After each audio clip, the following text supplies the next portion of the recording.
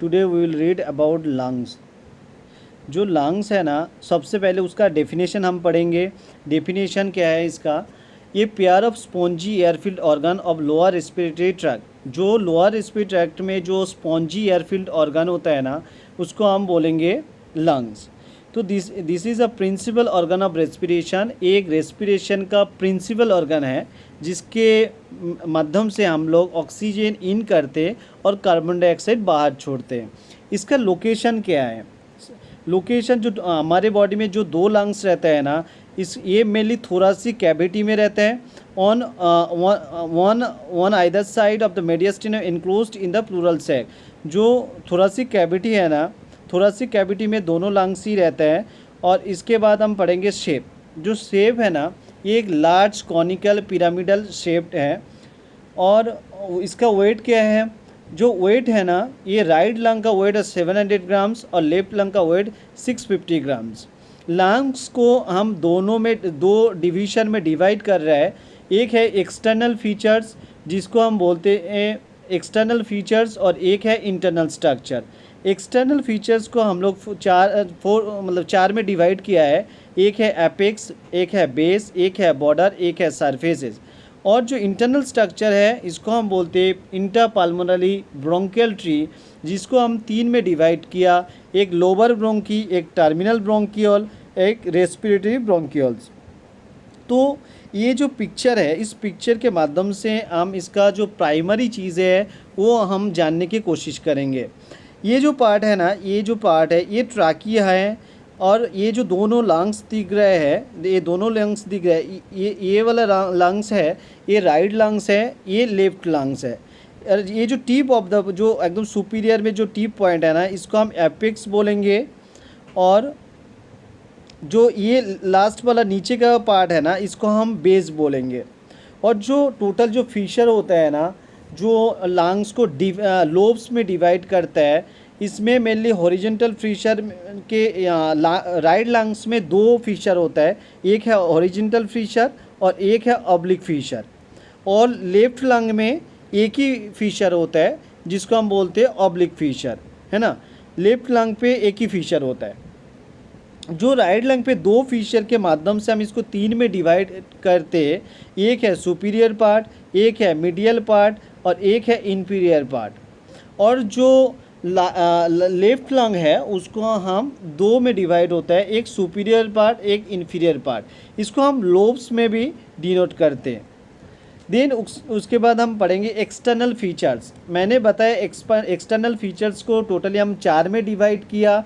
एक है एपेक्स, एक है बेस, एक है सरफेसेस और एक है बॉर्डर्स। जो एपेक्स है वो क्या है? ये apex is rounded blunt superior end of lung. जो लंग का एक सबसे सुपीरियर पार्ट है, ये मोस्टली राउंडेड और ब्लांट होता है। और जो बेस है ना, base is lower semilunar concave surface. It is also called diaphragmatic surface. ये एक सेमिलुनर कॉन्केव पार्ट होता है जो बिल्कुल नीचे के साइड में होता है। और जो सरफेसेस होता है ना लंग्स का, ये मोस्टली हम लोग दोनों में दो डिवीज़न में डिवाइड करते हैं। एक है कोस्टल सरफेस और एक है मीडियल सरफेस। जो कोस्टल सरफेस है ना, वो mostly large, smooth and convex होता है। ये किससे कवर्ड होता है? एक कोस्टल प्लूरा और एंडोथोरेसिक फेशिया से कवर्ड होता है। और जो मीडियल सरफेस है ना, इसको हम दो में डिवाइड करते हैं। एक है वर्टिब्रल पार्ट जो स्मॉल पोस्टीरियर होता है, और एक है मीडियल पार्ट, मीडियस्टिनल पार्ट जो लार्ज एंटीरियर होता है। इसका जो बॉर्डर है ना, टोटल इसको बॉर्डर्स जो है तीन बॉर्डर्स होता है। एक एंटीरियर बॉर्डर, एक पोस्टीरियर बॉर्डर, एक इंफीरियर बॉर्डर। जो एंटीरियर बॉर्डर है ये थिन एंड शॉर्टर होता है। जो पोस्टीरियर बॉर्डर है ना, ये thick and rounded and extend होता है, ये मोस्टली C7 to T10 तक। और जो इन्फीरियर बॉर्डर है ना, ये semilunar shape and separate coastal and medial surface होता है। यहाँ पे जो फ़ोटो मैंने डाला हूँ, ये एक बार देखते हैं फ़ोटो में, है ना। जो ये देखो, ये एपेक्स पार्ट हो गया। ये जो पार्ट है ना, ये राइट अपर ब्रोंकस हो गया। ये वाला जो पार्ट है राइट मीडियल लोअर ब्रोंकस हो गया।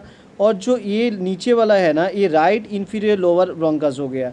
और जो ये पार्ट है ना, ये बेस है। और जो ये जो नॉच देख रहे हो ना, इसको हम बोलते हैं कार्डियक नॉच, जहाँ पे हार्ट रहता है। और जो ये वाला पार्ट है ना, इसको हम बोलते हैं लिंगुला। जो बाहर साइड के सरफेस, मतलब जो चेस्ट वॉल के तरफ जो सरफेस होता है ना, वो मोस्टली कोस्टल सरफेस होता है। और जो अंदर साइड के तरफ जो सरफेस होता है ना, वो मीडियल सरफेस होता है ना। तो उसके बाद हम पढ़ेंगे इंटरनल स्ट्रक्चर, जो मोस्टली कहाँ से स्टार्ट होता है। जो ट्राकिया है ना, सबसे पहले ट्राकिया आता है, उसके बाद ब्रोंकी, देन ब्रोंकियल्स होता है, देन टर्मिनल ब्रोंकियल्स होता है, देन रेस्पिरेटरी ब्रोंकियल्स होता है, देन एल्वुलर डक्ट्स होता है, देन एल्वुलर सैक होता है। जो ऊपर में trachea to up to terminal bronchioles है ना, ये कॉन्डक्टिंग एरियाज होता है, मतलब ये गैस एक्सचेंज नहीं करते हैं। और जो रेस्पिरेटरी एयरवेज है ना, जैसे respiratory bronchioles to alveolar ducts and alveolar sacs, ये गैस एक्सचेंज करता है। तो इसके यहाँ पे भी जनरेशन्स है बहुत सारे, जैसे ट्राकिया 0 जनरेशन हो गया। और जो ये कॉन्डक्टिंग एरियाज है ना, ये मोस्टली अप टू 16 जनरेशन तक होता है, फर्स्ट 16 जनरेशन। और जो रेस्पिरेटरी एयरवेज होता है ना, ये लास्ट 7 जनरेशन होता है।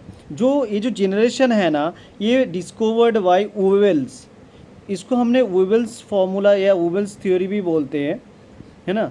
तो उसके बाद हम पढ़ेंगे ब्लड सप्लाई, जो लंग्स में कैसे ब्लड सप्लाई होता है और कौन सा आर्टेरी और कौन सा वेन के मीडियम से ब्लड सप्लाई होता है ना, वो हम पढ़ेंगे अभी।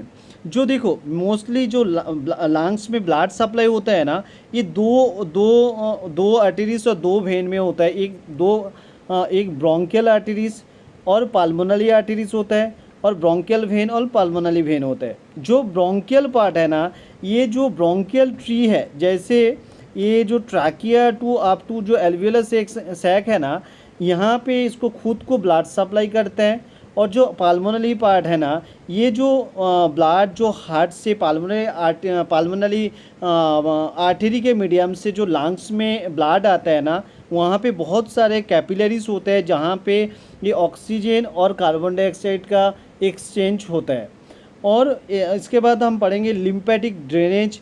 जो लिम्फेटिक ड्रेनेज में क्या है, ये clinically important because the lung cancer spread through the lungs. Lymphatic drainage, जो लंग्स कैंसर होता है ना, ये मोस्टली लिम्फेटिक जो लिम्फ है ना, इसके थ्रू से ये स्प्रेड करता है। ये 2 सेट ऑफ लिम्फ वेसल्स हमारे बॉडी में होता है, एक सुपरफिशियल वेसल्स और एक डीप वेसल्स, है ना। तो ये यहाँ पे और एक डायग्राम दिया गया हुआ है, जिस डायग्राम के थ्रू से हम पूरा अप टू एपिग्लॉटिस से पूरा चीज़ें समझने की कोशिश करेंगे। यहाँ पे देखो, ये सबसे ऊपर वाला पार्ट जो है ना, ये एपिग्लॉटिस है ना, एपिग्लॉटिस कार्टिलेज है। उसके बाद जो ये वाला पार्ट है ना, ये हायोइड बोन है। ये वाला जो है ये थायराइड कार्टिलेज है। और ये वाला पार्ट जो है ना, ये क्रिकॉइड कार्टिलेज है।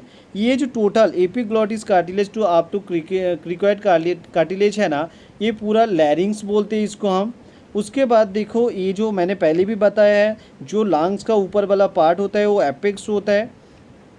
और ये जो है ना, ये लेफ्ट अपर लोब हो गया और ये लेफ्ट लोअर लोब हो गया। और जो ये वाला जो यहाँ पे देखो प्लूरा है, जो लंग्स को कवर करता है ना, ये जो अंदर वाला जो ये पार्ट है ना, इसको हम विसरल प्लूरा बोलेंगे। और जो बाहर वाला है ना, इसको हम पैराइटल प्लूरा बोलेंगे। और ये जो कैविटी बन रहा है ना, पूरा जो ये कैविटी बना हुआ है ना, ये जो पूरा कैविटी बना हुआ है, इसको हम प्लूरल कैविटी बोलेंगे, है ना। और जो ये जो बाहर के साइड्स में है ना, ये सारे रिब्स है। और नीचे वाला ये जो पार्ट है, ये डायाफ्राम है। और जो ये वाला एरिया है, ये मीडियस्टिनम है, जहाँ पे हार्ट लाई करता है ना। उसके बाद हम फंक्शंस पढ़ेंगे। जो लंग्स का मेन फंक्शन क्या है, ये जो लंग्स है मोस्टली गैस एक्सचेंज में हेल्प करते हैं। जैसे हम लोग इंस्पिरेशन लेते हैं और एक्सपीरेशन करते हैं, इंस्पिरेशन और एक्सपीरेशन करते हैं ना, इसके थ्रू से ये जो लंग्स ना हमें oxygen moves into the O2 into the blood, ये ब्लड में ऑक्सीजन प्रोवाइड करता है और ब्लड से कार्बन डाइऑक्साइड को बाहर छोड़ते हैं। और ये इसका मेन और एक फंक्शन है जो रेगुलेट करता है वैसोकॉन्स्ट्रिक्टिंग सब्सटेंसेस को, जैसे ब्राडिकाइडिन हो गया, एंजियोटेंसिन 2 हो गया और हेपारिन हो गया।